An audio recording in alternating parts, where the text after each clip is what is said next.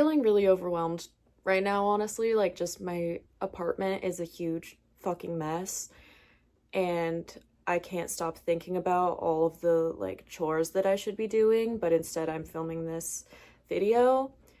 But it's important to take time for your projects and for your personal things that are bringing you happiness, and this process is bringing me happiness.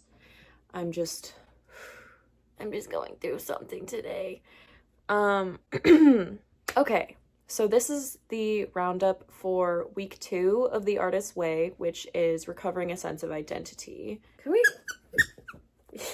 One of the things that she talks about in this chapter is what she calls poisonous playmates. I just wanted to read a little bit from the book.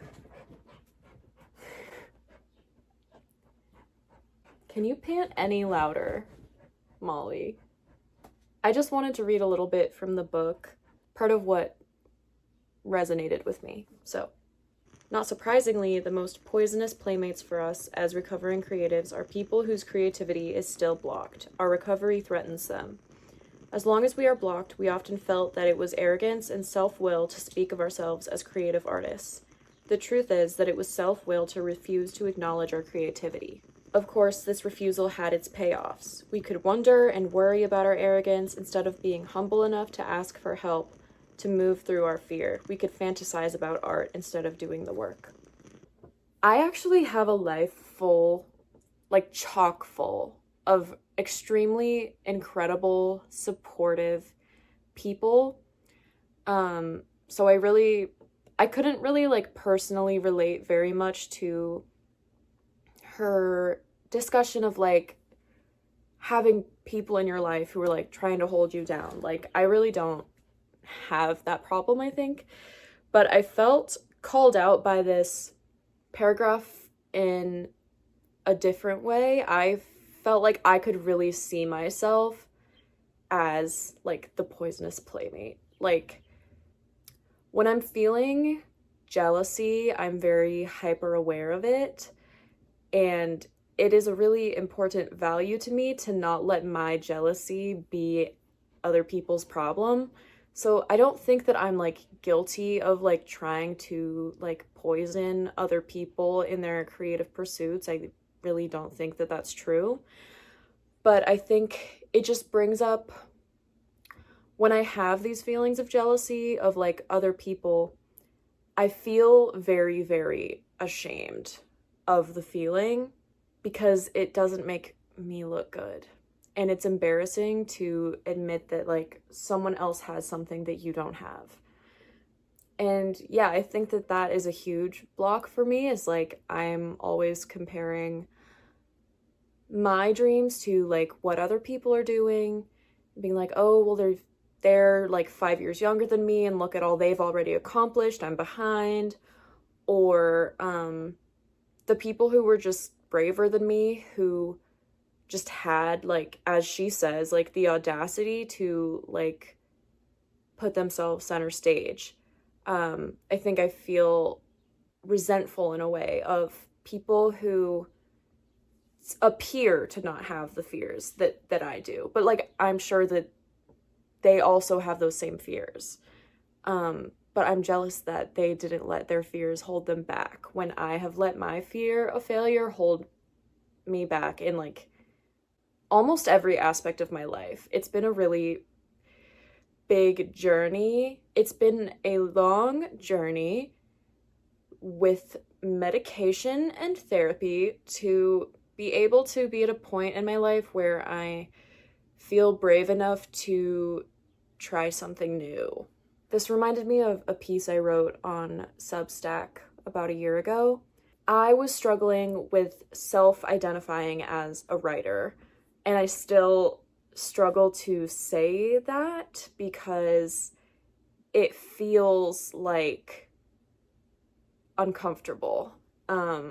Because when you say like I'm a writer, I don't want to disappoint what other people's expectations are of what they think I mean, if that makes sense. Like, to me, it's like I have this internal negative belief that's saying like you should only be able to say you're a writer if you support yourself off of writing, or you should only be able to say you're a writer if you write every day, or if you have like finished a long writing project.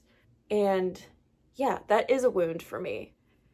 Just like having the confidence to allow myself to have this dream.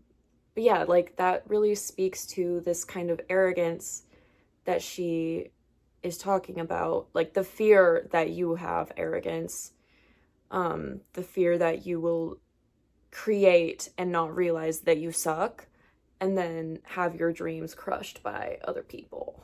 Anyway, so moving on, I'm going to talk about the tasks for this week now. So first, let's just do our regular check-in. Did you do your morning pages? I did do my morning pages. I only did 5 out of 7 days this week. We were out of town for the 4th of July, and I want to say I forgot to do them, but honestly, I did intentionally leave my notebook at my house. I just didn't want to those days, so I didn't.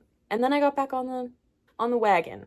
I would say my morning pages have been more creatively fruitful this week. Like,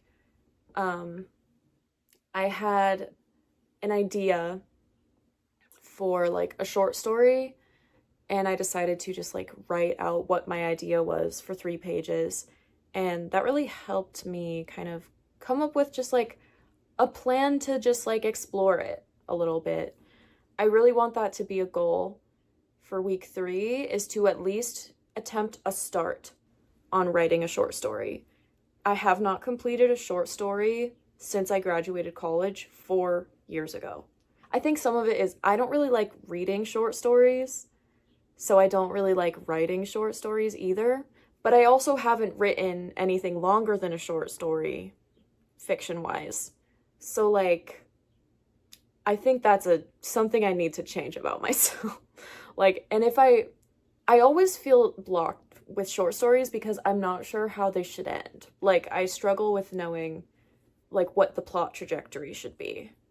Yeah, just I think I should read more short stories if I want to be able to write one, because like I simply can't start writing again and have being like a full-length novel be my first project. I mean, I could, and like there's people that they could.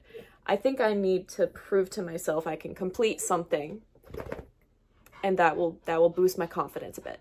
Anyway, did you do your artist date? Yes, I did. I went down to the antique store and shopped around, browsed around for just like little trinkets. I got some jewelry. I got this necklace, and some pins. I just really wanted some kind of more interesting pieces to add to my collection, because a lot of my jewelry is kind of all the same, like very traditional classic style. I wanted some more variety in there. One of the prompts is to list 20 things you enjoy doing, which sounds really simple until you try listing 20 things that you enjoy doing. Because so often what I'm doing in my free time is like watching a show, watching a movie, reading a book, and like those are all good things, and I will always do all those things, and I love to do those things. And I get value out of them. But there is also plenty of just like mindless scrolling, to be honest. I'll share some of the ideas from the list that I think I could explore more throughout this process. One is write, obviously. I want to watch more. This is very contradictory to what I just said. I want to watch more movies, but like with my full attention on the movie. And I'm just describing the way that we used to watch movies before everybody like had a tiny computer distraction box in their pocket at all times. I watched Schindler's List, which is 3 hours long, and it had been like on my list to watch for literally years. And I was just like, what better time? It's a long weekend. I'm just gonna do it. And I feel like I connected with the movie so much more deeply than I would if I knew that my phone was like next to me the whole time. When I am consuming media, make sure I'm really giving it my full attention.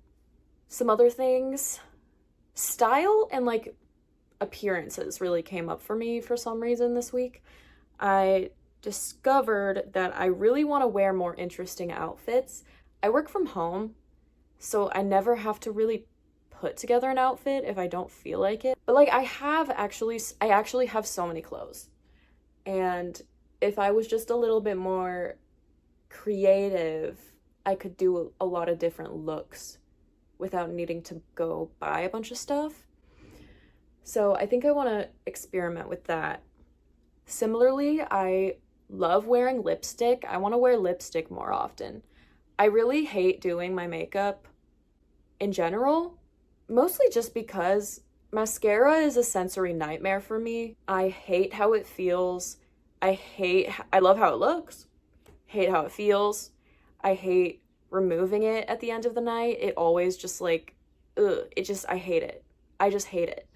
But I do love blush and I do love lipstick, and those are very low effort things that I could do that would just like kind of give me a like boost, I think. I enjoy it. It makes me feel good. There's no reason I shouldn't do it more often. It's very low effort and it makes me feel pretty. So why not just do that? Oh, this week I also discovered that I like biking. I never really was much of a biker. I found it to be a very scary experience as a kid. And I hate exercise. I don't hate exercise anymore. Back then I really did hate exercise.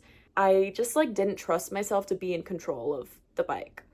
Once I was like 10, I was like wearing helmets as for babies. And then my friend's mom got in a extremely serious bike accident with a very serious concussion. So then I was too embarrassed to wear a helmet and too scared to not wear a helmet. So I just stopped riding a bike. And I was really scared to try again because it's probably been 15 years since I've been on a bike. But no, the day after the 4th, me and my boyfriend, we went out and I discovered that you actually don't forget how to ride a bike. I somehow thought that I would. It took me a sec to like do the first push off, but once I was going and I was like, this actually rocks. So I got to do that more. That was really fun. But yeah, I just had a good time doing the prompts this week. I felt like it was easier for me to access what my thoughts were. I don't know if that's because of the prompts or because I've been doing like morning pages and doing more thinking about what I want, but it has felt good. I am stating for the jury on the record that this week I will attempt to write at least the start of a short story, because that's the whole point of this. I think during these first 2 weeks, I have put a lot of my time and effort into the YouTube side of things and just like getting that started off on like the best foot that I can. But at the end of the day, the YouTube channel, while I am really enjoying it, the YouTube channel is content, which is fine, but I want to do my art and my writing. That's like the whole point of me doing this. So I need to make sure I'm dedicating enough time to, when I have an idea, exploring it. Okay, so next week, week 3, is recovering a sense of power. This week may find you dealing with unaccustomed bursts of energy and sharp peaks of anger, joy, and grief. You are coming into your power as the illusory hold of your previously accepted limits is shaken. You will be asked to consciously experiment with spiritual open-mindedness. Sounds interesting. I am gonna go now. Thank you for watching if you did. Thank you for subscribing if you did. I got 2 subscribers and like it actually warms my heart just like knowing that there's anybody in the world who like saw it and was like, yeah, I'd like to see another. Like that actually means the world to me. So thank you very much for doing that if you did.